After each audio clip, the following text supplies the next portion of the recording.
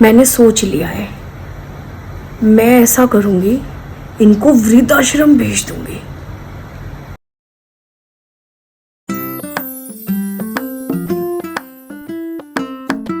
हाँ यार, और बता। अरे नहीं, मेरी सास तो रहती है मेरी जिठानी के पास, वही प्यारी लगती है उसको, लाडली बहू वही है उसकी। अरे वैसे भी सास को रख के क्या फ़ायदा, जहाँ पर सास रहती हो वहाँ पर तो पैरों में बेड़ियाँ है, ना कहीं आ सकते ना कहीं जा सकते, और काम काम है, दिन भर ख़त्म नहीं होता। अच्छा सुन, बाजार चले? अरे लाना वाना क्या है, घूम आएंगे, देखने के क्या पैसे लगेंगे, थोड़ी मौज मस्ती कराएंगे, खा पी के आ जाएंगे।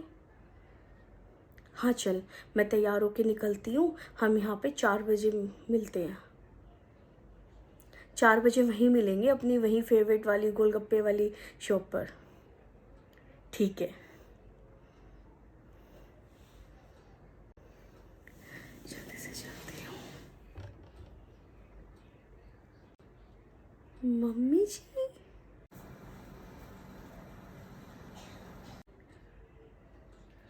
मम्मी जी, आप और ये सामान लेकर? बेटा, बड़ी बहू ने मुझे घर से निकाल दिया। अगर तुम्हारे घर में थोड़ी सी जगह है और तुम इजाज़त दो तो क्या मैं यहाँ पे रह लूँ?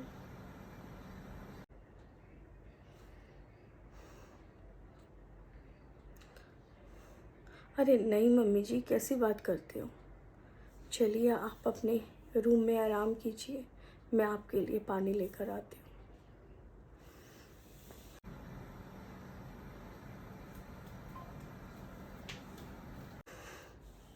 आ गई है मेरी छाती पे मूंग दलने के लिए। किया होगा कुछ, लगा रही होगी कुछ अड़ंगा, निकाल दिया घर से, अभी यहाँ आकर मेरा खून पिएगी।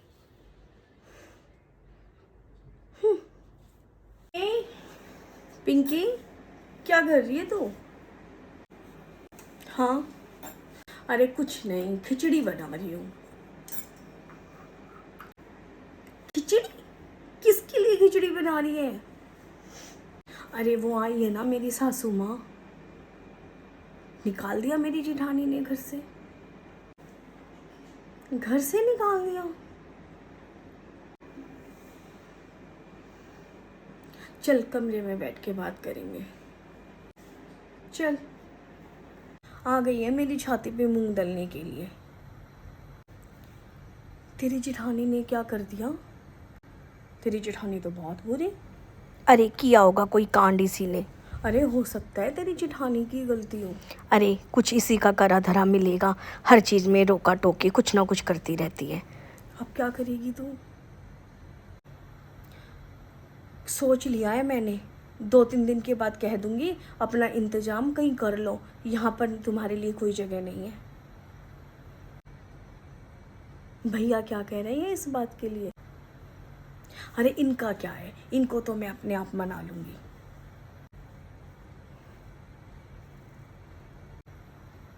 मैंने सोच लिया है, मैं ऐसा करूंगी, इनको वृद्धाश्रम भेज दूंगी।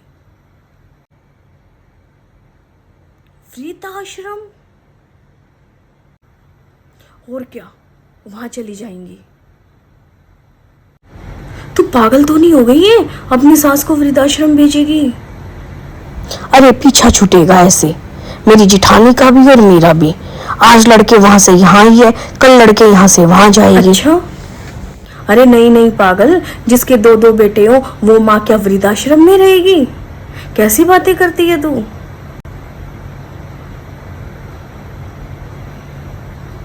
और सोच, कल को तेरे बच्चों ने तुझे वृद्धाश्रम में भेज दिया तो?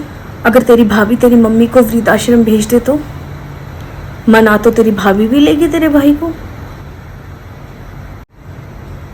और कर्म अच्छे हो या बुरे, आगे जरूर आते हैं। हमारी बहुएं कैसे निकलेगी ये तो हमारे हाथ में नहीं है, लेकिन हम खुद तो वैसी बहू बन सकते हैं ना, जैसी हम चाहते हैं कि हमारे बेटों की आए।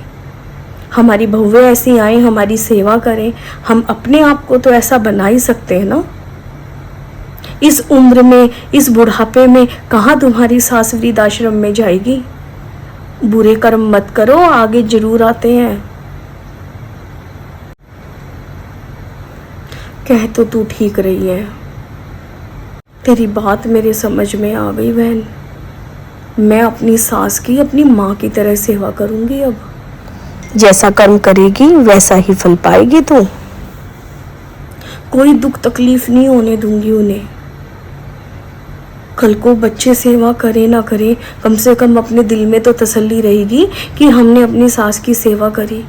नहीं तो जिंदगी भर सोचते सोचते मर जाएंगे कि हमने बुरे कर्म किए।